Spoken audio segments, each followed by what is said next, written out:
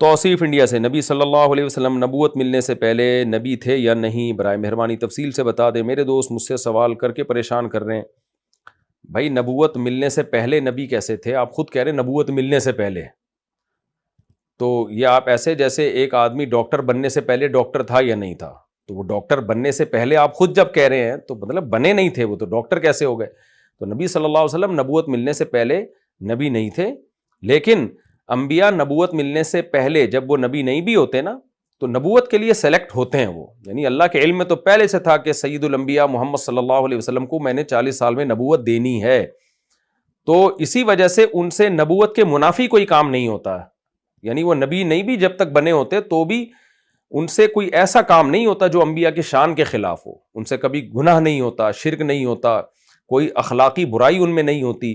تو سارے یعنی انبیاء والے سارے اوصاف پیغمبر میں نبوت سے پہلے بھی تھے، یعنی یہ عقیدہ ہے کہ نبیوں والے اوصاف آپ صلی اللہ علیہ وسلم میں نبوت سے پہلے بھی تھے، لیکن نبوت آپ کو 40 سال کی عمر میں ملی ہے۔